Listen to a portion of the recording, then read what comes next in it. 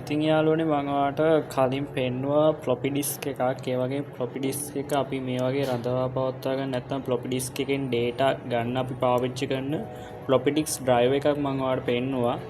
අද මම ඔයාලට පෙන්නනවා කොහොමද මේ ෆ්ලොපි ඩිස්ක් එකෙන් අපි ඒක කම්පියුටර් එකට කනෙක්ට් කරලා ෆ්ලොපි ඩිස්ක් එකේ තියෙන දත්ත කොහොමද ගන්න කියලා. මේකේ ලොකු දත්ත නැහැ, මේ ෆ්ලොපි ඩිස්ක් එක වැඩ කරන්නේත් නැහැ. නමුත් මම ඔයගලන්ට පෙන්නනවා මේක කම්පියුටරේට ඩිටෙක්ට් කරගන්නවා කියලා මේක ෆ්ලොපි ඩිස්ක් එකක් කියලා. ඉතින් මේ වගේ ෆ්ලොපි ඩිස්ක් එක අපිට පුළුවන් මේ drive එක ඇතුළට මෙහෙම දාලා එහෙම ඇතුළට තද කරගන්න. එතකොට ඔයගලන්ට පොඩි සද්දයක් ඇහෙන්නේ නැති. මෙන්න මෙතනින් තමයි ඒක ලොක් වෙන්නේ. එතකොට මේකයි පාරක් ප්‍රෙස් කරාට පස්සේ එයා ටග් ගාලා ෆ්ලොපි ඩිස්ක් එක එළියට දානවා. අපිට ආයෙ තද කරගන්න ඕන නම් එහෙම ඇතුළට ප්‍රෙස් කරාට පස්සේ ආයෙ කට්ස් ගාලා පොඩි සද්දයක් එක්ක එයා ටග් ගාලා ෆිට වෙනවා. ඊට පස්සේ මම මේක මේ විදිහට සම්බන්ධ කරනවා අපේ USB port එකට. ඊට පස්සේ ඔයගලන්ට දැන් පේනවා ඇති floppy disk එක පත්තු වෙන floppy disk එකේ ඉන්ඩිකේට් කරනවා. කියන්නේ මෙයාව දැන් කනෙක්ට් කරලා තියෙන්නේ. අපි බලමු කොහොමද මෙයාගේ තත්ත්වය කියලා. මං හිතන්නේ මෙයා වැඩ කරනවා කියලා. මොකද මෙයා මං කිව්වා මුල් කාලේ පාවිච්චි කරපුවා කියලා. අපි බලමු මෙයාගේ තත්ත්වය කොහොමද කියලා.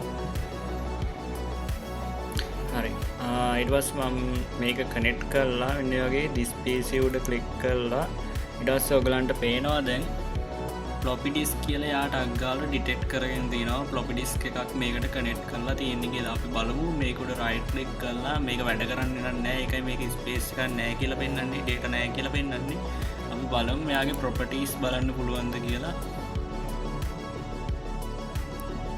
හරි. මේ තියෙන වාට දැන් පේන්නේ මේ floppy disk එකේ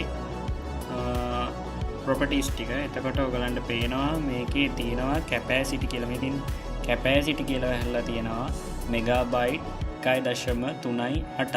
එතකොට අපි දැක්කේ මේ floppy disk එකේ තිබ්බා megabyte 1.44ක්. නමුත් ඒකේනුත් අඩු වෙලා දැන් තියෙන්නේ megabyte 1.38ක වගේ පොඩි ප්‍රමාණයක්.